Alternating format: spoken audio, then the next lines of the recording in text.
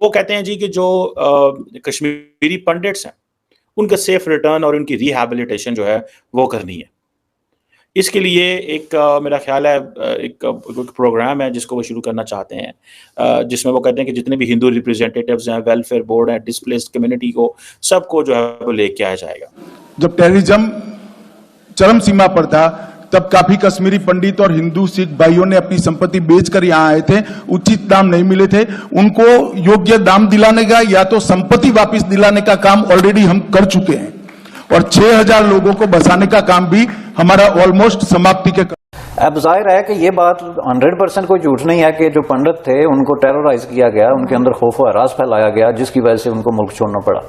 ورنہ ایک تو آپ کشمیر جیسی جگہ پہ رہتے ہوں اور پھر صدیوں سے رہتے ہوں، پنڈت جو ہیں وہ اصل سن آف دا سائل ہیں، وہ مسلمانوں سے بھی پہلے وہاں پہ آباد ہیں اور ان کا بڑا کنٹریبیوشن ہے اسٹیٹ کی جو ہے وہ پورے پروسیس میں. کشمیری پنڈتوں کا تعلق ہے تو وہ they are part of Kashmir and I would think کہ ان کو بھی اتنے ہی حقوق ملنے چاہیے اور وہاں پہ ان کے ساتھ اسی طریقے سے انسانی سلوک ہونا چاہیے. یعنی ان کو دوبارہ وہاں پہ ان کی ری ہیب ہونی چاہیے، کشمیر کے اندر ان کی جائیدادیں ان کو واپس ملنی چاہیے اور ان کو وہاں پہ جانا چاہیے. بھارت کشمیر میں آبادی کا تناسب تبدیل کرنا چاہتا ہے، یہ اگلی پلاننگ ہے ان کی فیز 2 ہے.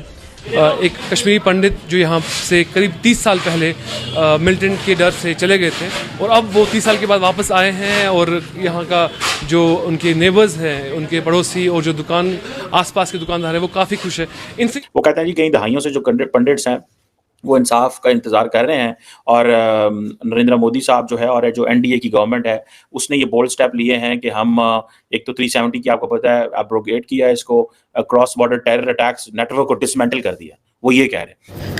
نمسکار دوستو، ہندوستان تک کی ایک اور ویڈیو میں آپ کا پھر سے سواگت ہے. دوستو ایک بہت بڑی نیوز نکل کے سامنے آ رہی ہے. بھارت کے ہوم منسٹر امت شاہ جی نے بھائی ایک بیان دیا ہے کشمیری پنڈتوں کے اوپر. جی ہاں دوستو، انہوں نے بولا کہ کشمیری پنڈتوں کی اب گھر واپسی کروانی ہوگی.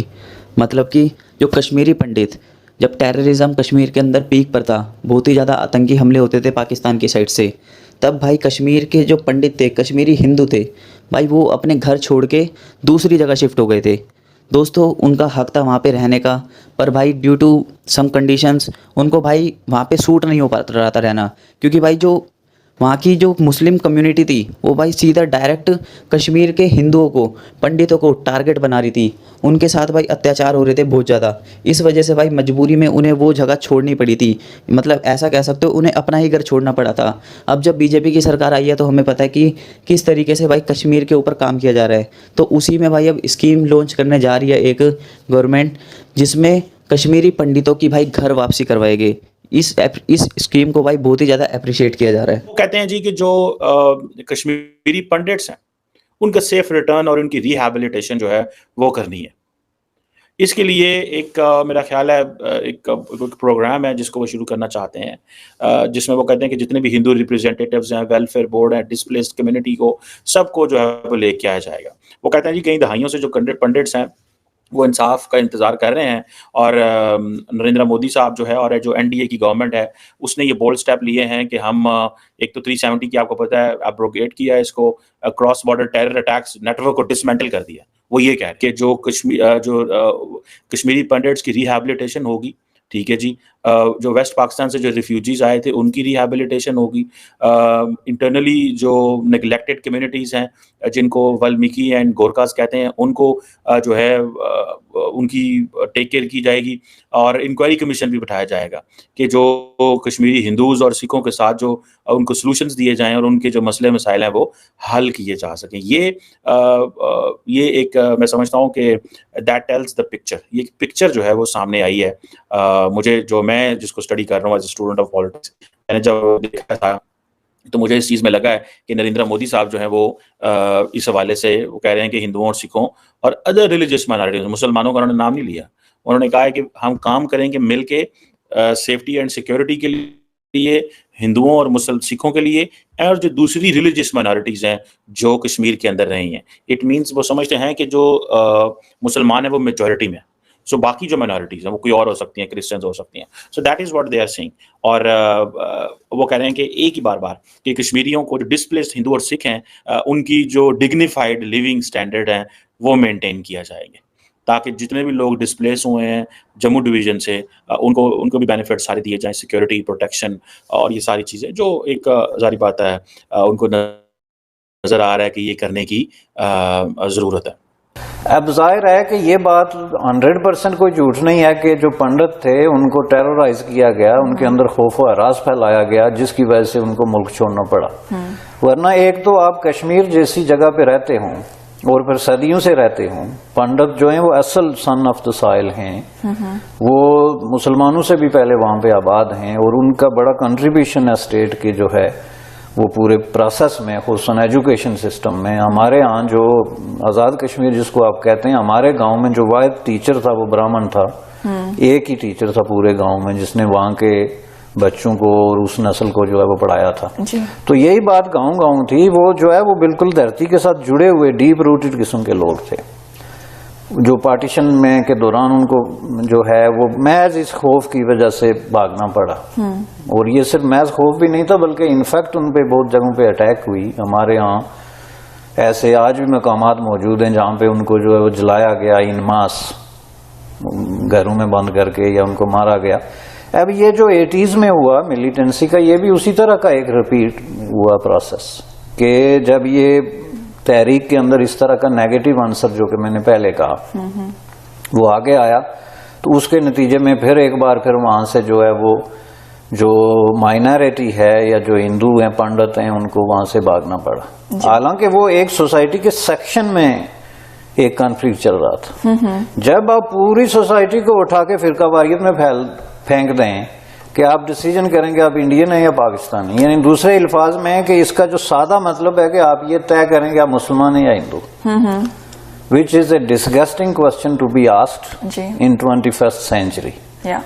पहली बात यह है कि आप किसी से जुर्रत कैसे कर सकते हैं कि ये क्वेश्चन आप लीगली पूछें और उनको कहें कि आप इस बुनियाद पे जो है वो डिसीजन करें।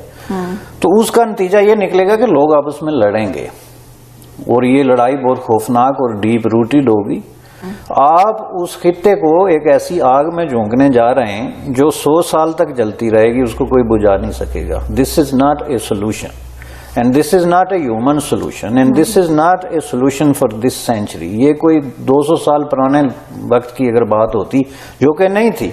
कश्मीर की पूरी हिस्ट्री आप देखें कि वहां पे जो है वो मिक्स पॉपुलेशन रही है। हम पे जो है 100 साल तक डोगरे जो है वो हुक्मरान रहे हैं अनटिल 1947।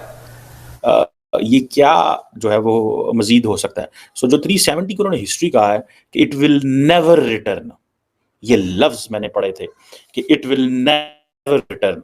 और उन्होंने कहा कि बाकी जो मैनिफेस्टो हैं जो नेशनल कॉन्फ्रेंस का ये वो जो है उसके अंदर वो खामोश हैं, ठीक है जी। लेकिन 370 हमारे लिए हिस्ट्री है, हम इसके लिए जो है अब देखना ये है कि इलेक्शंस में क्या होता है, ठीक है जी। अब देखें जो आर्टिकल 370 था इंडियन कॉन्स्टिट्यूशन में था, जो अक्टूबर 1949 में 1949 में जम्मू एंड कश्मीर को स्पेशल स्टेटस जो दिया गया था, जिसकी वजह से कश्मीर का एक स्पेशल स्टेटस था, इसकी स्पेशल ऑटोनॉमी थी, इसके इंटरनल अफेयर्स थे, हर चीज़ इंटरनली डिफरेंट थी सिवाय एक्सटर्नल अफेयर्स के, फाइनेंस, डिफेंस एंड कम्युनिकेशन। ये चार चीज़ें वैसे भी किसी इलाके के लिए हों, जितना भी आप इंटरनली इंडिपेंडेंट हों, आपका जो फाइनेंस है, जो फॉरेन अफेयर्स है, डिफेंस एंड कम्युनिकेशन, ये सेंटर के पास, मरकज़ के पास ही होता है। जितनी भी आपके पास ऑटोनॉमी हो, यूरोप के अंदर भी, अमेरिका के अंदर भी, ये चार चीज़ें जो हैं वो सेंटर के पास ही होती हैं। लेकिन अब मोदी साहब ने ये किया, फिर मोदी साहब ने इसके ऊपर साइलेंट रहे, मोदी साहब कश्मीर आए ही नहीं। अब वो समझते थे कि क्या कर लेंगे, बेसिकली तो वो यही कह रहे थे ना कि दोस्तों कश्मीर के अंदर कश्मीरी पंडितों की काफ़ी बड़ी हिस्ट्री रही है भाई, वो मुसलमानों से भी पहले वहाँ पे रह रहे हैं, समझ रहे हो आप। तो जो असली मिट्टी के हकदार हैं कश्मीर की मिट्टी के, वो भाई कश्मीरी पंडित ही है। दोस्तों एक सर्वे के अकॉर्डिंग 2022 तक भाई 6000 जो कश्मीरी पंडित थे उनको वहाँ पे बसाया गया था। अब भाई ये तादाद और ज़्यादा बढ़ेगी। तो इससे भाई पता ये लगता है कि भाई किस तरीके से जो मोदी गवर्नमेंट है, बीजेपी की सरकार है, किस तरीके से भाई कश्मीर के लोगों को मद्देनज़र रखते हुए अपनी जो है काम को तेज़ी से कर रही है। दोस्तों हम जानते हैं किस तरीके से कश्मीरी पंडितों को भाई कश्मीर छोड़ना पड़ा था। दोस्तों इन्हें अपने घर तक भाई बेच के छोड़ के जैसे थे भाई वैसे अपनी जान बचा के भागना पड़ा था। पर भाई अब जो सरकार है ये उन्हें दावा दिलाना चाह रही है कि जो संपत्ति कश्मीरी पंडित छोड़ के गए थे उन्हें या तो वो भाई ऐसे कि बिना पैसों के दिलवा देगी या फिर कम दामों में प्रबंध करवा देगी, जिससे कि भाई जो कश्मीरी पंडित है उनको भाई उनकी जो ज़मीन है, जायदाद है, जो भी वो अपने वहाँ पे छोड़ के गए हैं घर बार, वो उनको वापसी मिल जाएगा।